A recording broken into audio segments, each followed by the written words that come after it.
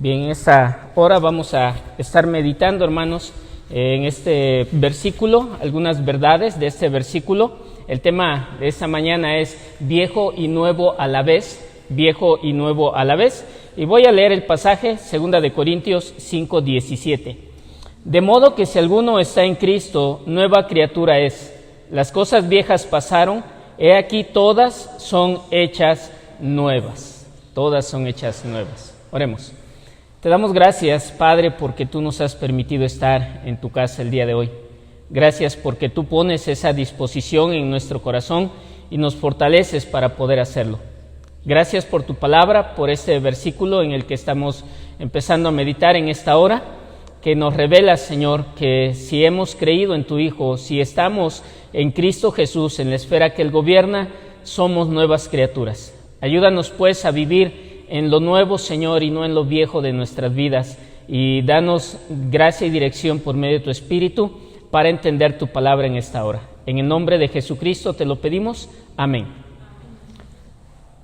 Bien, las Escrituras nos hablan, nos enseñan que cuando nosotros nos arrepentimos, entonces llegamos a tener dentro de nosotros, después del perdón de Cristo Jesús, una nueva vida. Una nueva vida es implantada, es lo que dice el versículo que hemos leído, que he leído en esta hora. De modo que si alguno está en Cristo, eso quiere decir si alguna persona ha llegado a creer en Cristo Jesús, si está en la esfera donde Cristo Jesús gobierna, donde Cristo Jesús manifiesta su voluntad y esa voluntad es cumplida, donde Cristo Jesús perdona los pecados y da vida, entonces dice la palabra, esa persona es una nueva criatura. Y Dios espera que vivamos nosotros como nuevas criaturas. Nos dice aquí también que hay una manera vieja en la que nosotros vivíamos. Y habla de ello diciendo que las cosas viejas pasaron, todas son hechas nuevas. Sin embargo, en la experiencia, ¿verdad?, que tenemos, nos damos cuenta que no todo es hecho nuevo de inmediato. Todavía hay en nuestra vida circunstancias que nos hacen luchar, circunstancias que nos hacen batallar, situaciones de deseos, situaciones de gustos, situaciones en nuestro corazón que manifiestan que hay mucho del viejo yo en nuestra vida todavía. Entonces, yo quiero que en esta hora entendamos acerca de la vieja y la nueva naturaleza, cómo esas dos cosas se manifiestan en nuestra vida. Ahora, no sé si tú te has preguntado o has entendido verdaderamente lo que significa esa frase nueva o vieja naturaleza. Nueva o vieja naturaleza. Cuando era niño, veía las caricaturas y cuando un personaje de la caricatura estaba en una encrucijada en si hacía algo bueno o algo malo, aparecían dos personajes. ¿Alguien los vio? ¿Los recuerda? Uno vestido de ángel y otro vestido de diablito, ¿verdad? Y esos dos tenían una lucha entre ellos y opinaban cada uno a ver a quién iba a obedecer ese personaje que iba a tomar esa decisión. Y generalmente yo recuerdo que el que ganaba era el diablito. Hacía ridículo al que estaba vestido de ángel y el personaje entonces terminaba haciendo lo que el diablito decía. Y bueno, pensamos muchas veces o nos llegamos a imaginar tal vez que la vieja naturaleza y la nueva naturaleza es algo parecido a esos dos personajes, a esos dos seres que nos llevan a hacer cosas. Y a veces cuando nosotros hacemos algo malo decimos, es que fue una obra de mi vieja naturaleza. Y cuando hacemos algo bueno decimos, es que esto es obra de mi nueva vida en Cristo Jesús. Y separamos nosotros esas dos situaciones en las que actuamos. Como que si hiciéramos responsables a una parte de nosotros del mal y si hiciéramos responsables a otra parte de nosotros las cosas buenas que hacemos. Pues la Biblia nos enseña que eso, hermanos, no es así. La vez pasada que hablamos acerca de la santificación decíamos que si nosotros robamos, ¿verdad? El pecado de robo que pudo cometer nuestra mano, agarramos algo, no solo lo cometió la mano, lo cometió todo nuestro ser. Todos nosotros cometimos ese pecado. Bueno, en esa situación de la vieja y la nueva naturaleza, la implicación no es que cuando hacemos algo malo solo una parte de nosotros hace el mal. O solo una parte de nosotros hace el bien. Y para que podamos entender eso, nosotros debemos entender verdaderamente a qué se refiere la Escritura cuando nos enseña acerca de la vieja naturaleza y la nueva naturaleza. Y debemos entender precisamente eso, qué es o a qué se refiere con esa frase naturaleza, ¿sí? Porque si no vamos a vivir dividiendo nuestra vida de esta manera y la palabra no nos enseña esa situación. Ciertamente en Juan capítulo 3, versículos 3 al 5 nos dice que nosotros hemos creído de nuevo, si hemos creído hemos nacido de nuevo, que es necesario de hecho que nazcamos de nuevo si queremos ser parte del reino de los cielos. El Señor Jesucristo no enseñó que para ser parte del reino de los cielos tenemos que seguir una religión. Él enseñó que necesitamos forzosamente nacer de nuevo. Y entonces cuando nacemos de nuevo empezamos a experimentar esa vida espiritual que Él implanta en nosotros. Pero antes de que nosotros nazcamos de nuevo, cuando nosotros nacemos en esta tierra, Efesios capítulo 2, versículo 3, dice que nacemos como hijos de ira, lo mismo que todas las personas. Así que cuando nacemos de nuevo, esa situación de ser hijos de ira, hermanos, no desaparece de nuestra vida. Por eso decimos groserías, por eso nos enojamos con un enojo egoísta, por eso discutimos como matrimonios, por eso guardamos rencor, por eso nosotros tenemos tendencias todavía a tener malos pensamientos de otras personas, porque eso nos testifica a nosotros que todavía hay mucho de lo viejo en nuestra vida. Y tal vez la pregunta que se están haciendo, bueno, ¿cuándo se va a quitar eso viejo de nuestra vida? Hermano, cuando descendamos a la tumba. Así que antes de que descendamos a la tumba, nosotros tenemos que batallar con esas dos situaciones de lo viejo y lo nuevo a la vez. Lo viejo y lo nuevo a la vez. Recuerdo hace muchos años que alguien describía esa situación de las dos naturalezas, diciendo que se asemejaban a la situación de tener dos perros, uno negro y el otro blanco, y que esos dos perros se peleaban constantemente, que ¿quién iba a ganar? El que alimentaras más. Si alimentas más tu carne, tu vieja naturaleza, esa va a ganar. Si alimentas más tu espíritu, la vida nueva en Cristo Jesús, esa va a ganar. Pues no necesariamente eso así. Veamos entonces a qué nos referimos cuando hablamos de naturaleza de pecado o de la vieja naturaleza. Y debemos nosotros, hermanos, en eso entender a qué se refiere esa palabra naturaleza. Con demasiada frecuencia la gente piensa que la naturaleza de pecado y la nueva naturaleza, como le dije, se reparten las situaciones que uno hace. Y hay personas que dicen, es que yo hice esto malo, yo ofendí a mi esposa, yo golpeé a mi padre, yo robé aquí, yo me drogo, porque esa pequeña persona dentro de mí que es mala me lleva a hacer eso. ¿Es así? Bueno, vamos a ver. Cuando hablamos de naturaleza, es mucho mejor definirla en términos de capacidad. ¿Qué quiero decir? Que las naturalezas que tenemos, la vieja y la nueva, son dos capacidades que hay en la vida de un cristiano. La capacidad de hacer lo malo y la capacidad de hacer lo bueno. En la vida de un cristiano, hermanos, ¿sí? Porque en la vida de un no regenerado, él no tiene la capacidad de hacer lo bueno como la Biblia lo enseña, porque solo tiene una naturaleza. Entonces, cuando hablamos de la naturaleza de pecado, nos referimos a aquella capacidad que tienen todos los hombres de servir y de agradar a su yo, de agradarse o sí mismo. Y escuchen eso, o dejar a un lado de sus vidas a Dios. ¿Sí? Repito, cuando hablamos de la vieja naturaleza, hablamos de la capacidad que las personas tenemos de servirnos a nosotros mismos, de vivir para nosotros y de dejar fuera a Dios de nuestra vida. De dejar fuera a Dios de nuestra vida. Eso es la vieja naturaleza. Entonces, tal vez usted dirá, pastor, pero ahí no escuchamos nada en cuanto al mal.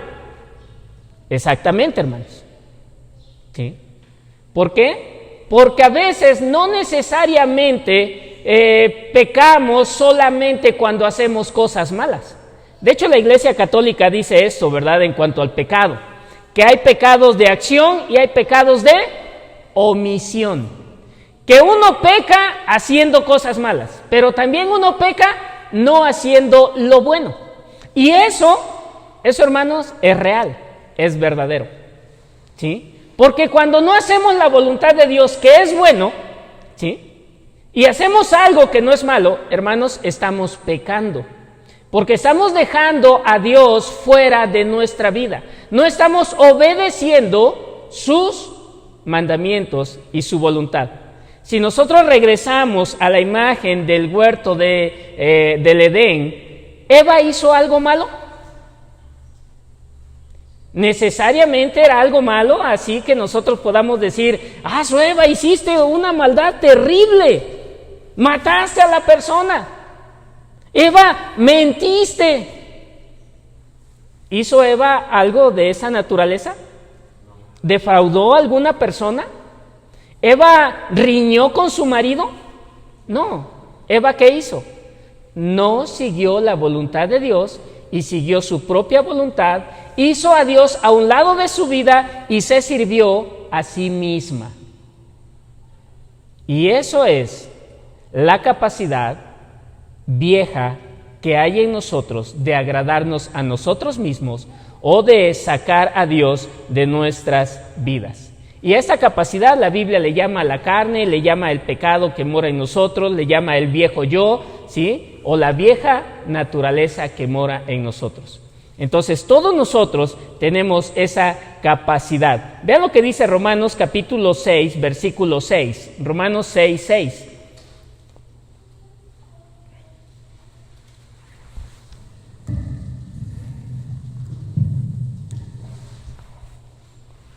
Sabiendo esto, que nuestro viejo hombre fue crucificado juntamente con él, para que el cuerpo de pecado sea destruido, a fin de que no sirvamos más al pecado. Que dice Pablo, nuestro viejo hombre fue crucificado. Se refiere a esta capacidad como el viejo hombre. En Colosenses capítulo 3, versículo 9, Colosenses 3, 9, dice la palabra del Señor: no mintáis los unos a los otros, habiéndoos despojado del viejo hombre con sus hechos. Entonces ahí Pablo dice que el cristiano, el creyente, se ha despojado, ha hecho a un lado el viejo hombre y sus hechos, sus acciones. ¿Qué quiere decir? Que esta capacidad vieja que hay en nosotros, la capacidad de servirnos, de agradarnos a nosotros mismos, esta capacidad de hacer a un lado a Dios de nuestras vidas, se manifiesta a través de las acciones que nosotros estamos realizando fuera de Dios, glorificando nuestro ego y alejándonos de Dios. Eso quiere decir que este viejo hombre manifiesta que tenemos un Adán dentro de nosotros. Una naturaleza caída como la de Adán, que fue y desobedeció a Dios en sus mandamientos. La nueva naturaleza, por el contrario, no viene de nuestro padre Adán. La nueva naturaleza viene de Dios. Y Pablo llama a esta naturaleza el nuevo hombre, en contraste con el viejo hombre. Efesios capítulo 4, versículos 22 y 24. Efesios 4, 22 y 24. En cuanto a la pasada manera de vivir, despojaos del viejo hombre, que está viciado conforme a los deseos engañosos, y renovaos en el espíritu de vuestra mente, y pueden subrayar eso ahí en su Biblia si quieren, presten atención, renovaos en el espíritu de vuestra mente. Ahorita vamos a ver cuáles son las cosas que esta vieja naturaleza y esta nueva naturaleza afectan en el ser del hombre, y es importante, aquí señala que afecta la mente. Dice, renovaos en el espíritu de vuestra mente y vestíos del nuevo hombre creado según Dios en la justicia y santidad de la verdad. ¿De dónde viene la nueva capacidad para hacer las cosas que agradan a Dios, para dejar de servirnos a nosotros mismos? Dice aquí que ha sido creada por Dios, que vino a nosotros de parte de Dios. Entonces, la capacidad de servirnos a nosotros mismos nos es heredada por nuestro padre Adán, pero la capacidad de agradar a Dios viene de Dios mismo cuando nosotros creemos en Jesucristo como nuestro Salvador. De hecho, el apóstol Pablo nos dice que esa capacidad y esa naturaleza se manifiestan en nosotros por el poder del Espíritu Santo, y Pablo lo llama en Gálatas 5:25 el fruto del Espíritu Santo, y declara ahí en Gálatas capítulo 5, como llevamos estudiando en nuestro estudio de Gálatas, que hay una lucha constante entonces entre estas dos capacidades que están dentro de nosotros si ya somos hijos de Dios. Entonces, al considerar esto, hermanos, debemos entender que cuando realizamos alguna acción, esta puede ser hecha por alguna de estas dos capacidades. O es hecha por la capacidad vieja y va a producir obras que nos alejan de Dios, va a dar a luz situaciones que nos hacen servirnos y gratificarnos a nosotros mismos, o va a ser hecha por la nueva capacidad que Dios nos ha dado para hacer las cosas que le agradan a Dios. Entonces, la vieja naturaleza es la capacidad, la fuerza que nosotros tenemos para satisfacer nuestros deseos y alejarnos de Dios. Y la nueva naturaleza, la naturaleza espiritual, que así la llamamos, es la nueva capacidad que Dios nos ha dado para servirle a Él, para agradarle a Él. Y esta se caracteriza por obras que glorifican a Dios, hermanos. Entonces, no es que qué parte de mí hace lo malo, sino es a qué capacidad yo recurro para hacer las cosas que yo hago. ¿En qué capacidad estoy yo dependiendo para vivir mi vida en esta tierra? Por ejemplo, podemos casarnos. ¿Casarnos tiene algo de malo? No tiene nada de malo. Ayer leíamos Primera de Corintios capítulo 7 y el apóstol Pablo dice, si la doncella se casa, no peca. Si el varón se casa, tampoco peca. El problema es que van a sufrir problemas, hay aflicción de espíritu. Entonces, el casarse no es en sí una acción mala, ¿verdad? Si no, imagínense cuántos malvados habríamos en ese lugar. Entonces, el casarse no es una acción mala en sí misma. Y el tener una familia no es una acción mala.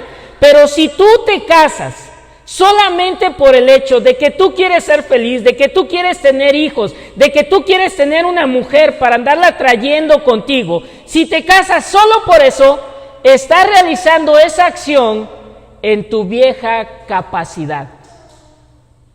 Porque te estás agradando a ti mismo. Me casé para que yo sea feliz. Estás llegando a una situación de satisfacer el ego en tu corazón. Pero si tú te casas diciendo, Señor, yo entiendo en la palabra que yo me necesito casar y voy a orar y le voy a pedir a Dios que me dé la persona correcta para casarme, y esperas el tiempo de Dios, la persona de Dios, y te casas con esa persona, tú estás realizando esa misma acción, pero con una capacidad distinta. Lo estás haciendo para agradar y glorificar a Dios. Y estás esperando el tiempo de Dios y estás siguiendo el camino que Dios ha establecido. ¿Podemos entender entonces cómo obran en nosotros esas dos capacidades? Les pongo otro ejemplo. Podemos decidir comprarnos un automóvil. Estrenar un automóvil ahora con el aguinaldo que nos van a dar, ¿verdad? ¿Tiene algo de malo estrenar un carro? Pues podemos decir que no hay nada de malo en estrenar un carro. Muchos de nosotros hemos comprado un carro y tal vez deseamos comprar un carro, ¿verdad? Y no hay nada de malo en desear tener un carro y en hecho ir y pagar un carro. No hay nada de malo. ¿Cuál es la situación aquí? La situación es que tú puedes decidir comprar un automóvil por el hecho solamente de que tienes suficiente dinero para hacerlo. Yo tengo dinero, quiero usar ese dinero, me voy a comprar un carro.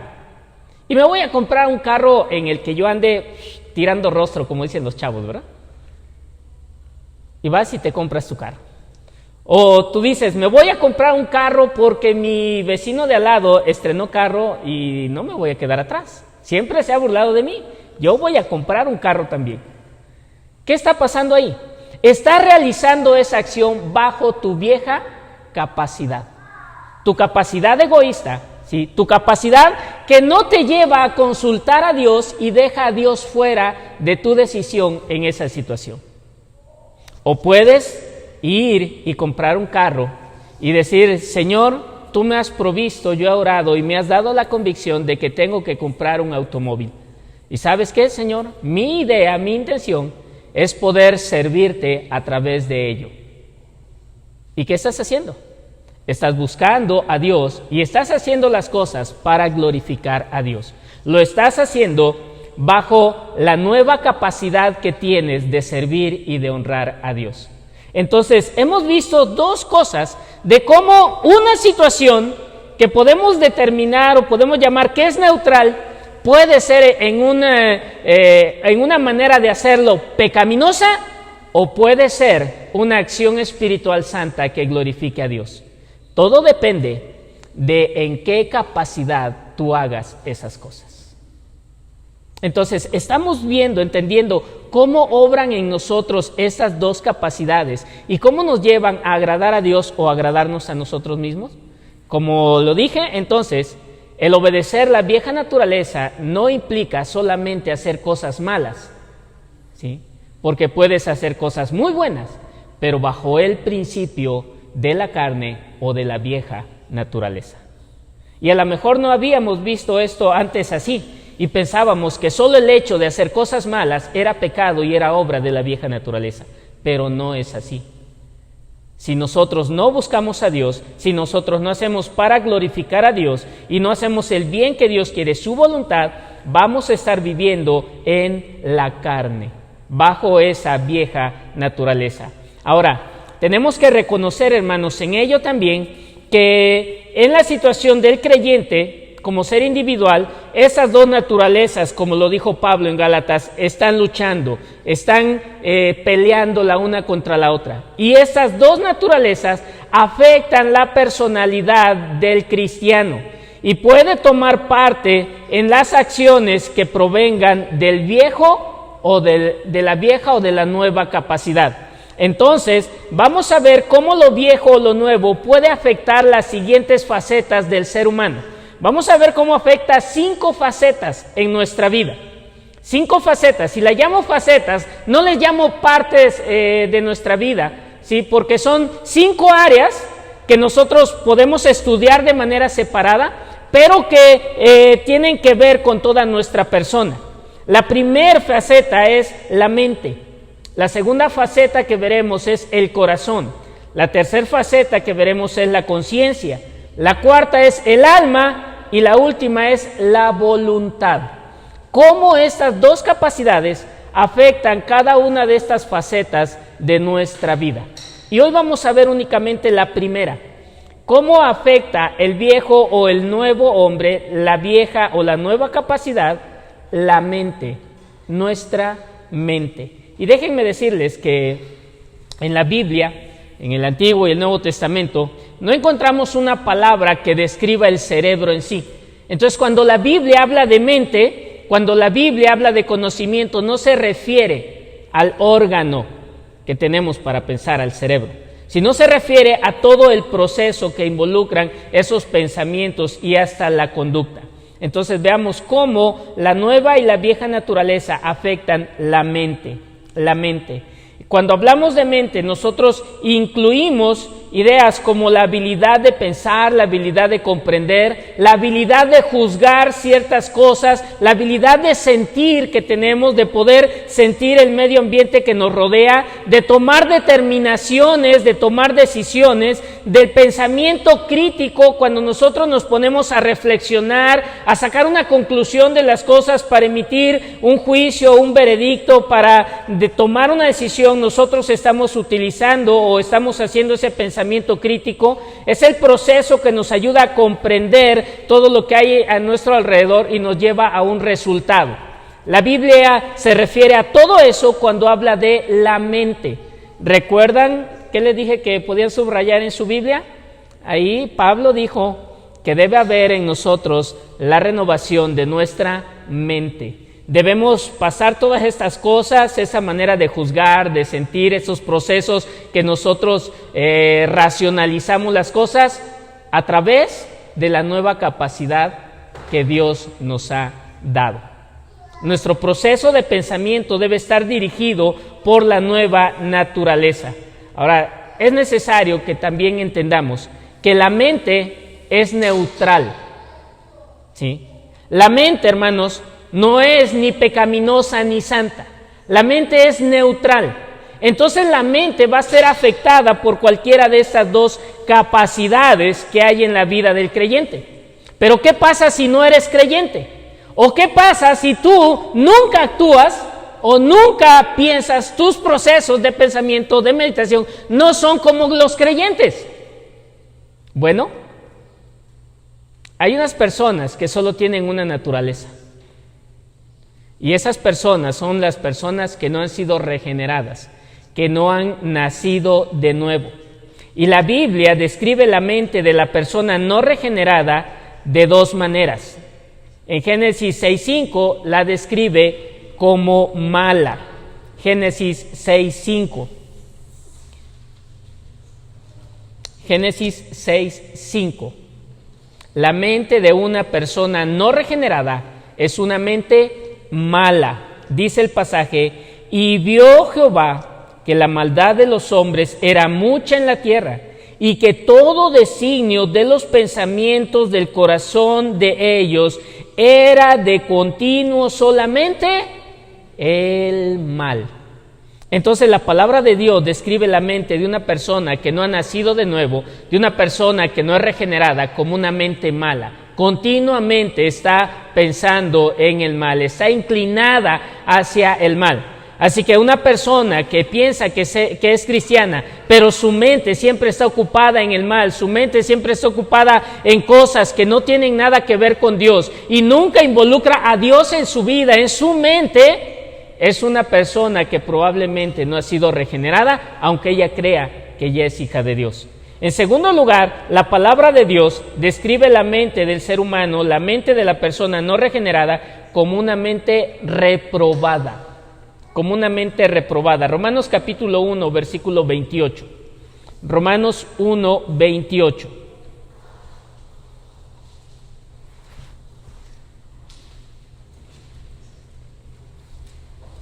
Romanos 1, 28. Y como ellos no aprobaron tener en cuenta a Dios, Dios los entregó a una mente reprobada, para hacer cosas que no convienen. Dios dice, los entregó, los soltó, los dejó en las manos de una mente, de un proceso mental de razonamiento, de adquirir conocimientos, de poder comprender que tiene esta cualidad, está reprobada. ¿Reprobada en cuanto a qué? Podemos pensar. Reprobada en cuanto a conocer a Dios, reprobada en cuanto a la justicia de Dios, reprobada en cuanto a agradar a Dios. Es incapaz de poder agradar a Dios. Entonces la Biblia describe una mente no regenerada de esas dos maneras. La razón de ello es porque voluntariamente el ser humano ha rechazado la revelación que Dios ha dado de sí mismo a través de la creación. Ahí mismo en Romanos, antes de llegar al pasaje que leímos, versículo 18 al versículo 21, nos muestra el apóstol Pablo cómo el ser humano llegó a tener una mente reprobada, cómo manifestó que su mente está reprobada y por qué Dios le entregó al hombre de esa manera a esa mente reprobada. Versículo 18 al 21, porque la ira de Dios se revela, que quiere decir se manifiesta, se da a conocer desde el cielo contra toda impiedad e injusticia de los hombres que detienen con injusticia la verdad. Porque lo que de Dios se conoce le es manifiesto, pues Dios se los manifestó. Porque las cosas invisibles de Él, su eterno poder y deidad, se hacen claramente visibles desde la creación del mundo, siendo entendidas por medio de las cosas hechas, de modo que no tienen excusa. Pablo está diciendo que cualquier persona que puede salir y admirar la creación de Dios, en cualquier aspecto, los cielos, las montañas, el mar, su propio cuerpo, su propio organismo, puede percibir que hay alguien mucho más grande que la humanidad que hizo todo esto. Alguien que es infinitamente poderoso y alguien que debe tener un carácter divino. Eso dice Pablo, que toda la gente es capaz de entender al considerar la creación únicamente. Y aquí, hermanos, mucha gente ha preguntado, oiga, entonces nuestros antepasados, los mayas, los aztecas, no conocieron a Dios, nadie les predicó el evangelio. ¿Por qué van a ser echados al infierno? ¿Qué dice Pablo? ¿Pudieron ellos ver la creación? Claro que sí. Y de la creación, en la creación Dios dio un mensaje. Y ese mensaje es, hay un Dios todopoderoso al que ustedes deben glorificar.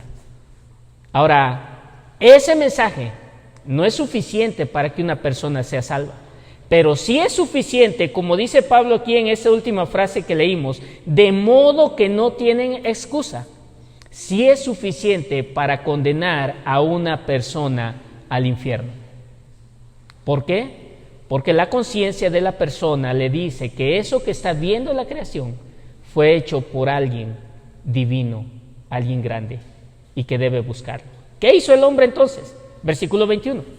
Pues habiendo conocido a Dios, no le glorificaron como a Dios. ¿Se dan cuenta que es el primer paso en el alejamiento de Dios? No es empezar a hacer cosas malas, no es irse de borracho, no es caer en adulterio, no es meterse de ladrón, no es ir tras las drogas. El primer paso para alejarse de Dios y obedecer la naturaleza pecaminosa es no dar la gloria a Dios, no engrandecer a Dios, no ver a Dios como Dios es. Dicho en las palabras simples que expresa la palabra gloria o doxa en griego, no tratar a Dios con el peso que debe ser tratado.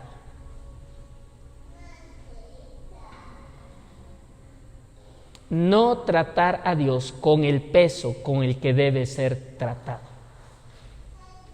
Tengo aquí entre mi auditorio varios que son maestros y que están frente a un grupo de alumnos, o bueno, estaban, ¿verdad?, en clases presenciales, frente a un grupo de alumnos. ¿Qué pasaba si sus alumnos les gritaban groserías como a los otros niños? ¿Qué pasaba si el alumno llegaba y te daba un puntapié?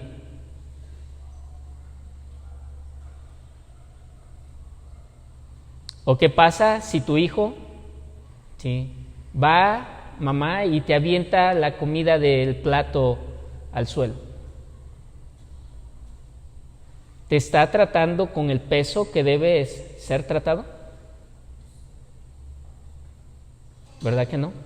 Esto es lo que el hombre hizo. Dios se reveló en la creación y le dijo, hay un Dios y deben tratarlo como se debe tratar Dios. ¿Y qué hizo el hombre? No trató a Dios como debía ser tratado. No lo trató con amor, no lo trató con reverencia, no lo trató con obediencia, no lo trató con respeto, no lo trató de esa manera. Y trágicamente nosotros, muchas veces cuando nos vamos tras esa vieja capacidad, que es esa vieja naturaleza, no tratamos a Dios como Dios debe ser tratado. Entonces, dice la palabra que esos hombres, aunque conocieron algo de Dios, no lo trataron de la manera que Dios debía ser tratado, ni le dieron gracias, ¿sí? No mostraron gratitud, no fueron agradecidos con Dios. ¿Y qué dijeron? La naturaleza nos ha dado todo esto. La madre naturaleza ha hecho que nosotros seamos así. Mi trabajo me ha redituado todo lo que yo tengo. Mis capacidades han sido buenas, yo me he esforzado, y no agradecieron a Dios. Entonces, cuando leemos en Génesis capítulo 6, versículo 5, que el hombre continuamente pensaba el mal, no podemos imaginarnos a una sociedad viviendo de la peor manera jamás antes vista. A lo mejor era una sociedad, ¿sí?, que no había caído en prácticas pecaminosas como las que nosotros hoy tenemos, ¿verdad?, en nuestro día. De hecho, no puedo decir que aquellos hombres prediluvianos o antidiluvianos veían pornografía. Pues no tenían con qué capturar imágenes, ¿no? no se esclavizaban en las redes sociales, como muchos de nosotros lo hacemos. ¿Por qué? Porque no tenían con qué hacerlo. Pero la Biblia declara que su mente continuamente estaba ocupada en el mal. Y de acuerdo a lo que hemos nosotros visto hasta esta hora, podemos pensar que ellos eran ingratos con Dios, ¿sí? Que ellos se creían autosuficientes y como revela, ¿verdad? Génesis capítulo 11, ellos eran orgullosos de sí mismos. Vivían para ellos mismos. Entonces, su capacidad vieja, su capacidad humana caída, los llevaba a no reconocer a Dios, a no tratar a Dios dándole gloria y a no ser agradecidos por toda la hermosura de la creación que Dios había hecho.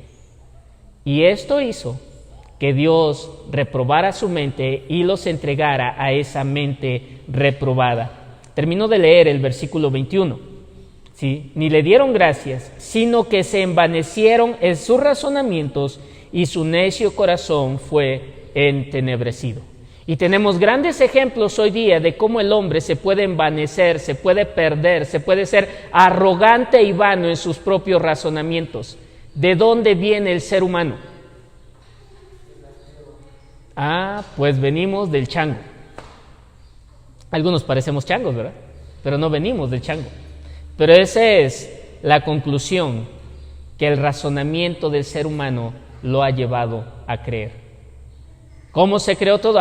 Pues hubo una gran explosión hace cientos de millones de años y se formó el universo.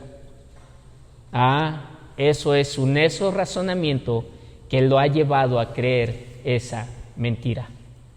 Yo puedo disfrutar las cosas como yo quiera. No, ese es producto de un razonamiento necio. Las cosas deben de disfrutarse y de utilizarse para la gloria de Dios, agradeciendo a Dios y en los términos que Dios los tiene para la humanidad. Entonces vemos por qué Dios entregó a la humanidad a una mente reprobada, cómo Dios considera la mente del ser humano como mala y por qué la considera reprobada, porque no llegó a la medida que Dios quería que llegara, reconociendo a Dios y dándole gloria a Dios por todas las cosas. Entonces, la mente del ser humano reprobada ha quedado en esta condición. Hay 4 cosas que describen la condición de la mente humana. Número 1, carece de facultad crítica para entender las cosas de Dios. La mente del ser humano por sí sola no tiene la capacidad real de poder entender las cosas de Dios. Nosotros nos sentamos, leemos la Biblia y entendemos algo de la Biblia. Hermanos, esto no es de los humanos naturales. Esto es obra poderosa del Espíritu Santo en nosotros. Romanos capítulo 3, versículo 11, donde Pablo habla acerca de la inutilidad de todo el género humano de buscar a Dios, dice así, Romanos capítulo 3, versículo 11, no hay quien entienda. No hay quien entienda. La mente, pues, como dice esta pequeña frase, no puede comprender por sí sola los pensamientos de Dios, la voluntad de Dios, ni la revelación de Dios, porque se hizo necia. En segundo lugar, la mente es entenebrecida y vana. ¿Sí? ¿Por qué no entiende? Sí, porque está entenebrecida, porque se ha hecho vana en sí misma. Efesios capítulo 4, versículos 17 y 18. Efesios 4, 17 y 18. Esto pues digo y requiero en el Señor, que ya no andéis como los otros gentiles, que andan en la vanidad de su mente, teniendo el entendimiento entenebrecido, ajenos de la vida de Dios por la ignorancia que en ellos hay, por la dureza de su corazón. Entonces la palabra de Dios dice que el hombre, aunque puede tener grandes capacidades para hacer muchas cosas, es una persona que no ve con claridad las cosas de Dios, ¿sí? Esa palabra entenebrecido nos habla de algo que no es muy claro, que está oscuro. No nos habla precisamente algo que sea de ocultismo, Si tú vas al bosque en la noche y dices, se ve tenebroso, o sea, está como oscuro, y te da miedo porque está oscuro. Así es la mente del ser humano. Se ha oscurecido para poder comprender las cosas de Dios. ¿Por qué? Porque dice que hay dureza en su corazón para creer a Dios y hay ignorancia verdadera de quién es Dios y sus deseos. Así es la mente de una persona que no ha sido regenerada por Dios. Se describe de otra manera, se describe como que se halla en guerra con Dios. La mente del ser humano continuamente está luchando contra Dios, contra los pensamientos y las verdades de Dios. Romanos 8, 6 y 7. Romanos 8, 6 y 7.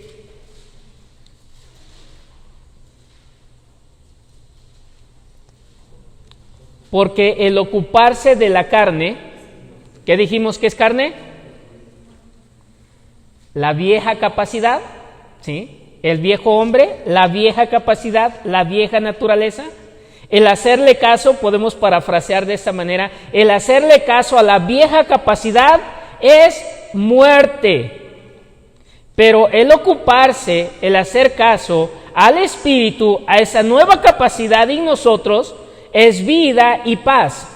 Por cuanto los deseos de esa vieja capacidad son enemistad contra Dios, porque no se sujetan a la ley de Dios, ni tampoco pueden. Son inútiles para poder sujetarse a los designios de Dios. Hermano, es que yo no puedo amar a mi esposa. Hermano, es que yo no puedo obedecer lo que dice la Biblia del diezmo. Hermano, es que yo no puedo respetar a las autoridades. Hermano, es que yo no puedo hacer la voluntad de Dios. ¿Qué quiere decir aquí? Esto, soy inútil para hacer la voluntad de Dios. ¿Qué dice la palabra? Solamente una mente que no ha sido regenerada por Dios es inútil para poder comprender y hacer la voluntad de Dios. Así que si este es nuestro caso, si somos incapaces, si somos inútiles para hacer lo que agrada a Dios, es que no tenemos una mente regenerada por Dios, porque no tenemos una vida regenerada por Dios. Entonces la palabra de Dios, y además estamos en guerra contra Dios. Una mente entonces que obedece a la capacidad de la carne constantemente se halla en guerra, en conflicto con Dios. Es enemiga de Dios y no quiere nada con Dios. Y a lo mejor por eso muchos ya no vienen a la iglesia, ¿verdad? Porque se han vuelto en su mente enemigos de Dios. No se están sujetando a la voluntad de Dios. En cuarto lugar, la mente reprobada se describe como una mente impura. Sí, una mente impura. Tito capítulo 1, versículo 15. Tito 1:15.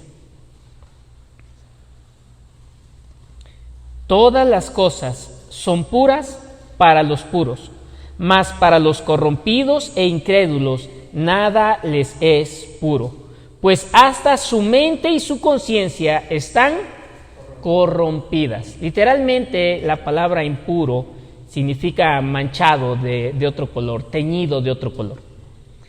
Un cristiano que siempre anda pensando mal, que todos los demás hacen cosas malas o que están haciendo las cosas para mal de él, es una persona que cae en esto que Pablo describe aquí en Tito.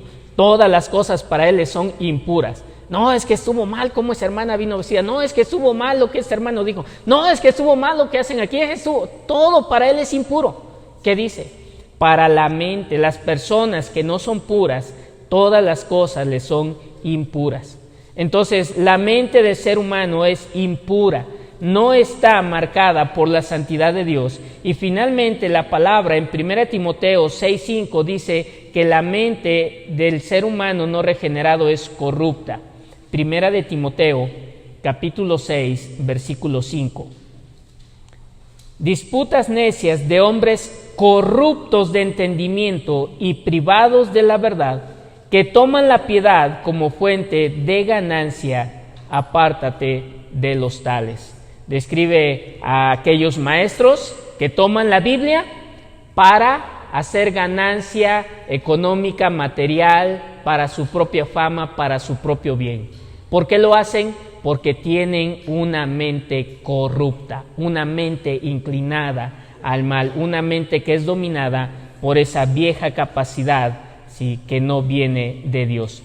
Eso no quiere decir que las personas que no conocen a Dios no puedan pensar de buena manera, no puedan comprender ciertas cosas o no sean inteligentes.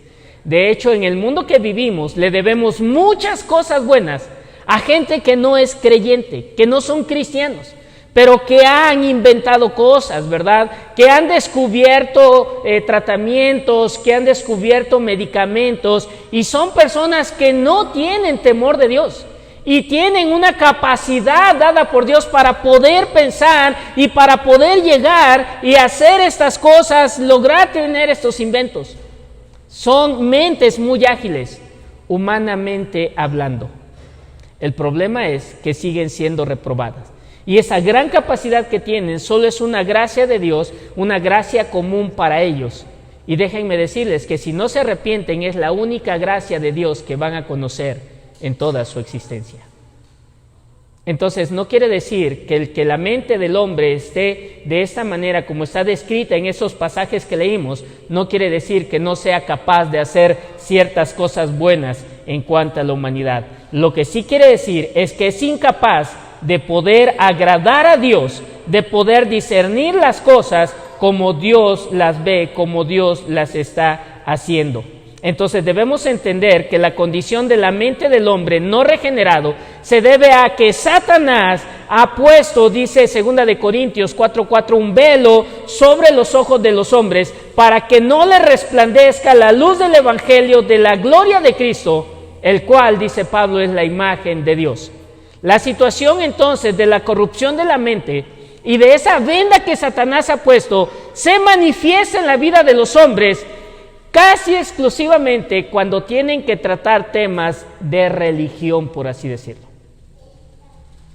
Un maestro de matemáticas te puede dar una fórmula y desarrollar esa fórmula para conocer distancias, entender velocidades.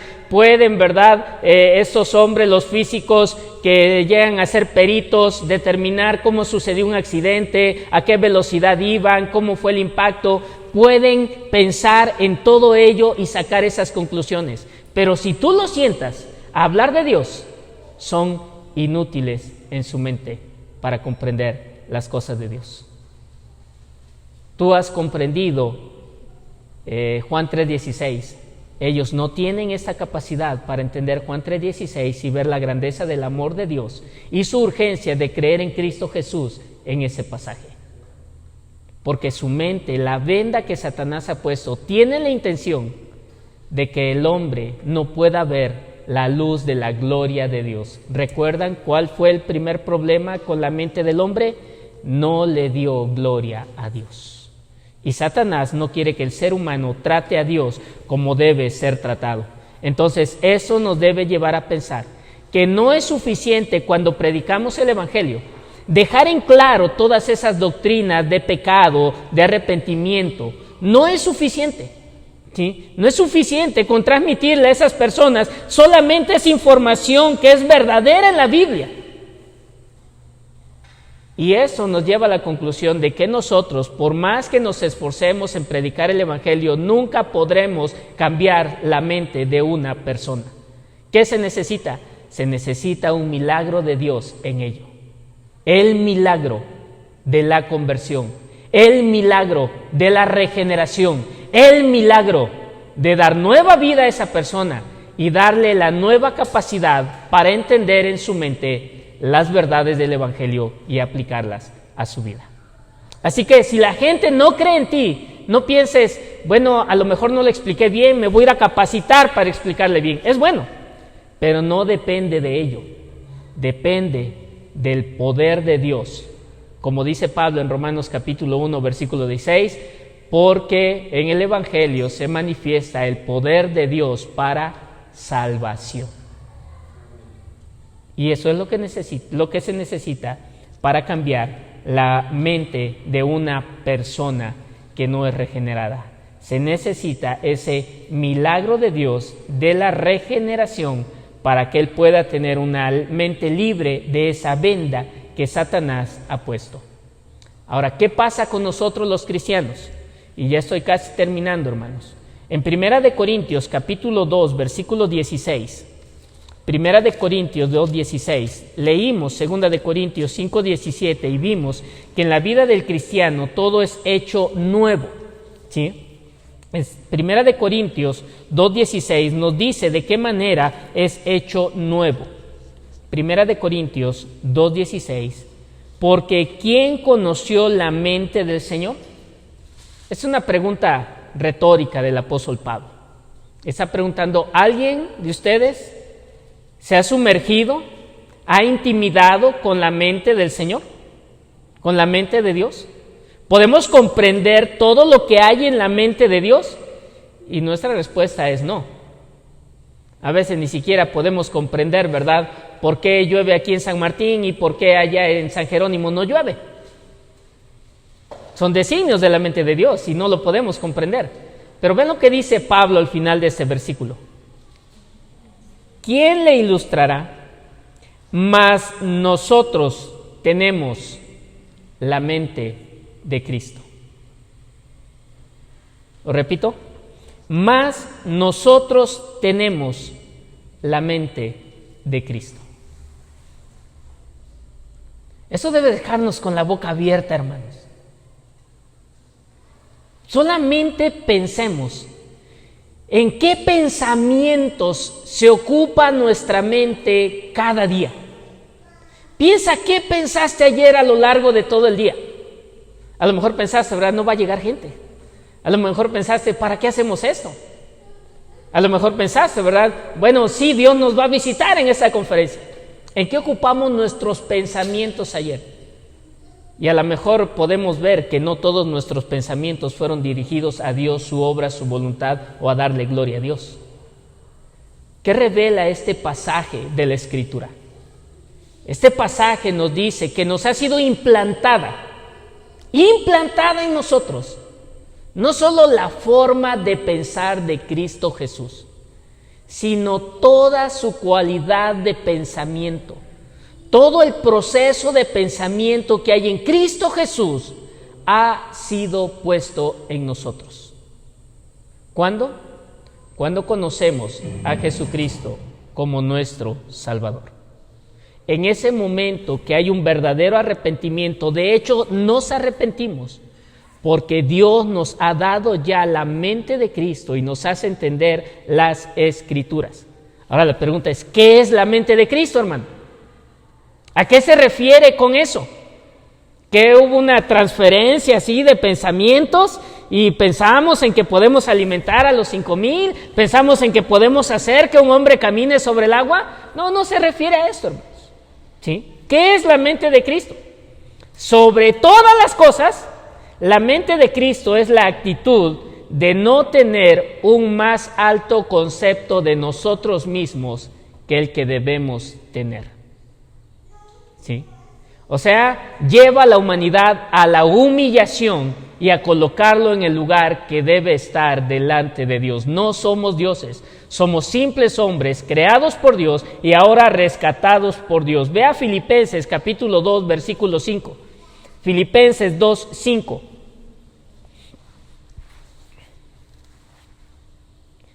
Haya pues, y ese es un mandamiento, hermanos. Sí, ese es un mandamiento, tengan ustedes, o haya en ustedes, haya pues en vosotros este sentir, o en la palabra griega, en el original, haya pues en ustedes la mente de Cristo. ¿Sí? Eso es como está en griego, aquí en este pasaje.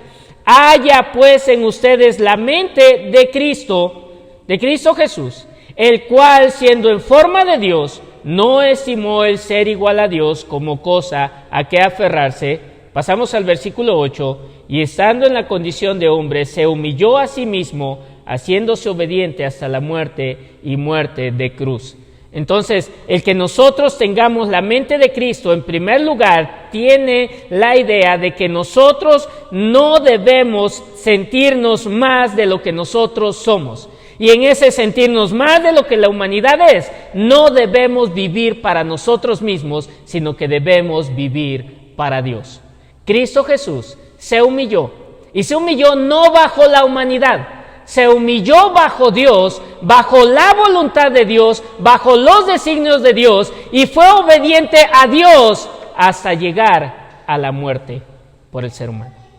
Entonces, en primer lugar, eso quiere decir la mente de Cristo, que estamos obligados a pensar humildemente de nosotros,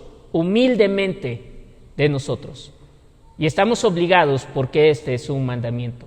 Tú debes tener esa misma mentalidad que tuvo Cristo Jesús, que lo hizo humillarse delante de Dios. Dios ha hecho algo y nosotros tenemos que hacer algo para revelar lo que Dios ha hecho en nosotros. Y lo que tenemos que hacer para revelar lo que Dios ha hecho en nosotros es humillarnos a nosotros mismos y vivir las obras que Dios tiene para nosotros, ser obedientes. Entonces, en segundo lugar, tener la mente de Cristo, hermanos, es, de acuerdo al ejemplo que vemos en Cristo Jesús, someternos también a la voluntad de Dios para nosotros. El ser humano se somete a la voluntad de Dios para él. Si nosotros leemos Efesios capítulo 4, vamos a encontrar que Pablo dice que, como ya leímos, que nos despojemos del viejo hombre y que nos revistamos del nuevo, creado según Dios. Y empieza a decir Pablo ahí, empieza a enumerar una lista de ciertas cosas que debemos cambiar en nuestra vida, porque es la voluntad de Dios que nosotros cambiemos eso en nuestra vida. Entonces, tener la mente de Cristo, sí, es pensar humildemente de nosotros en primer lugar, y en segundo lugar es ser obedientes a los designios, a la palabra, a la voluntad de Dios, sin que importe las consecuencias sobre nuestra vida. Eso es tener la mente de Cristo en nosotros. Y para poder tener la mente de Cristo, la sumisión a la voluntad de Dios, debemos entender cuál es la voluntad de Dios. Y ello requiere que nosotros meditemos constantemente en esa voluntad de Dios. Entonces, ese proceso mental, ese proceso de discernimiento, ese proceso de llegar a calcular y sacar determinaciones, está ya siendo movido no para agradarnos a nosotros mismos, sino para agradar a Dios. Estamos pensando en lo que a Dios le agrada. En Efesios 5:17, Pablo dice: por tanto, no seáis insensatos. Literalmente, no actúen como si no tuvieran cerebro. Si no seáis insensatos, sino entendidos de cuál sea la voluntad del Señor. No actúen como si no tuvieran cerebro, no actúen como si no pudieran pensar, actúen, ¿sí?, como si verdaderamente hubieran comprendido o tratando de comprender cuál es la voluntad de Dios. ¿Y cómo podemos nosotros conocer esa voluntad de Dios? ¿Cuál es el camino para participar de esa mente de Cristo? Romanos 2:12. Romanos 2:12. Así que, hermanos, os ruego por la misericordia de Dios, estoy leyendo desde el 1, que presentéis vuestros cuerpos en sacrificio vivo, santo, agradable a Dios, que es vuestro culto racional. Este pasaje dice que tienes que morir a ti mismo. El sacrificio que enfrentaba aquel animal que era sacrificado era la muerte.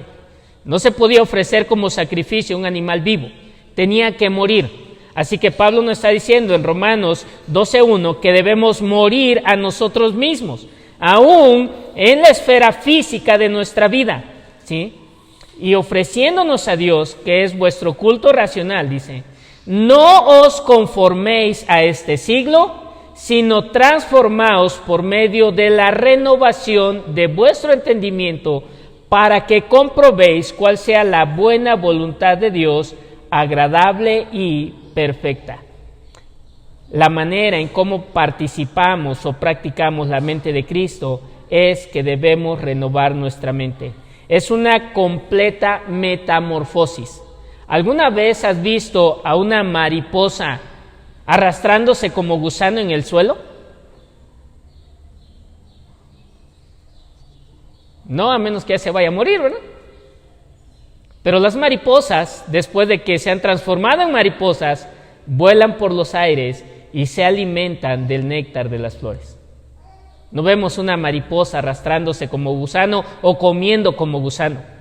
La Biblia dice que debe haber un cambio de esta manera, un cambio radical en nuestra forma de pensar, no solamente un cambio superficial. El verbo que nosotros vemos aquí, que está en presente continuo, ¿sí? Aquí en Romanos 12:2, sino transformaos, nos quiere decir que constantemente nosotros debemos estar transformándonos, debemos estar cambiando de manera de pensar, ajustando nuestra manera de pensar a lo que la Escritura nos enseña. ¿Sí? No debemos tomar la forma del mundo, ¿sí? No debemos nosotros ser manchados por el mundo en nuestra manera de pensar, sino nosotros debemos, en ese sentido, contagiar al mundo de una manera santa de pensar. No nos conformemos. Pedro utiliza también esta palabra transformarse ahí en 2 de Pedro y tiene la idea de no estar a la moda con el mundo. Entonces no estés a la moda en el mundo en cuanto al matrimonio, no estés a la moda en el mundo en cuanto a la forma de divertirse de una persona, no estés a la moda en el mundo en cuanto a utilizar las redes sociales, no estés a la moda en el mundo en cuanto a tratar a las demás personas, no estés a la moda de este mundo. Transfórmate, cambia tu manera de pensar a la que Dios quiere. ¿Saben ustedes, yo creo más las mujeres, qué es un arete con chapa de oro? ¿Qué es un arete con chapa de oro? ¿Quiere decir que es de oro? No. Quiere decir que a ese arete que es de un material X, ¿verdad?, que no es de valor, se le puso una pequeña lámina de un material bueno, de oro. Pero no tiene entonces la calidad de un arete de oro y no tiene por tanto el valor de un arete de oro. Pues si nosotros no nos transformamos por medio de la palabra de Dios, no transformamos nuestra mente, nosotros lo que hacemos va a ser poner una chapa de pecaminosidad en nuestra vida.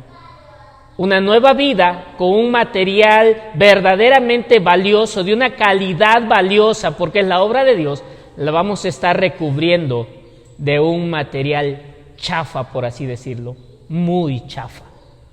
¿Eso es lo que se hace? No, porque esto le quita valor. Entonces debemos transformarnos de acuerdo a lo que la palabra de Dios nos dice. ¿Y cómo es este proceso de transformación? Finalmente veamos Filipenses 4:8. Filipenses 4:8. Por lo demás, hermanos, todo lo que es verdadero, sí, todo lo que está sujeto al carácter verdadero de Dios, todo lo que es honesto, en todo lo que se puede confiar, sí, todo lo que es justo, todas las cosas que son rectas, todo lo que es puro, aquellas cosas que no son contaminadas por este mundo, todo lo que es amable, que tiene calidez, todo lo que es de buen nombre, que tiene buena reputación, que es de buena fama delante de Dios, si hay virtud alguna, si algo digno de alabanza, en esto pensad. Ocupen su mente en todo este tipo de cosas que provienen de la nueva capacidad que nos ha sido dada, el nuevo hombre. Lo que aprendisteis, recibisteis y oísteis de mí, esto haced, y el Dios de paz estará con vosotros. Pablo tenía una gran calidad de vida y podía decirle a la gente, imítenme esto. Entonces este versículo 8 de Filipenses nos dice, después de que nos ha hablado Pablo en el capítulo 2, de tener el mismo sentir de Cristo Jesús, de sujetarnos a la voluntad de Dios, que ocupemos activamente nuestra mente, nuestros razonamientos, nuestra manera de pensar en todas estas cosas que son buenas, que son agradables, que tienen virtud, que tienen buena fama y que la gente las puede elogiar. Porque esta cualidad viene dada por la nueva capacidad, la nueva naturaleza que Dios nos ha dado. Entonces hemos visto hoy, hemos aprendido cómo la vieja capacidad o la nueva capacidad pueden influenciar nuestra mente y cómo nos pueden llevar a tener una mente sana en Dios o tener una mente entenebrecida y no sujetarse a Dios. Así que, hermanos, no somos personas que fuimos hechas para ser así toda la vida. Somos personas que nacimos pecadoras, condenadas, pero que el Señor nos ha rescatado y Él quiere que nosotros constantemente cambiemos nuestra mentalidad y la ajustemos a su palabra. ¿No se puede? No, sí se puede, porque Dios nos ha dado su Espíritu, que nos da la nueva capacidad para vivir en pensamientos nuevos y tener una mente nueva en el Señor. Así que empecemos a cambiar. Esto es cómo lo viejo o lo nuevo afecta nuestra mente. Veremos más adelante cómo lo viejo o lo nuevo afecta nuestro corazón. El Proverbios que leímos con Paquito al principio dice que tengamos cuidado cuando alguien nos invita a comer. Y dice algo de la mente, porque tal es su pensamiento, tal es él. Te dirá, come, anda, sáciate, pero su corazón no está contigo. Así que lo que somos como personas es el resultado de lo que es nuestra mente y nuestros pensamientos. No nos podemos escapar de ellos. Lo que hacemos, cómo tratamos, cómo vivimos, refleja qué domina nuestra mente. Oremos. Señor, danos de tu gracia, Padre, para poder tener una mente transformada por el poder de tu palabra, por las verdades de las Escrituras. Danos esa gracia por medio de tu Espíritu Santo, Señor, para renovarnos continuamente. Nuestra mente nos lleva por caminos que a veces son muy difíciles, Señor, de afrontar. Nuestra mente nos lleva a creer a veces como verdades las mentiras del diablo o nuestras propias mentiras como humanidad. Pero hoy hemos aprendido que tú nos has dado, si hemos nacido de nuevo, la capacidad de sujetar nuestra mente a ti. De hecho, has hecho un milagro en nosotros. Como dice tu palabra, has hecho nueva todas las cosas, nos has transformado. Y así has transformado nuestra mente, dándonos la mente de Cristo. Permítenos obedecer al Espíritu en nuestros pensamientos, Señor, y que nuestros pensamientos nos lleven a hacer tu voluntad cada día, Señor. Gracias por tu palabra y te bendecimos por ello. En el nombre de Cristo. Amén.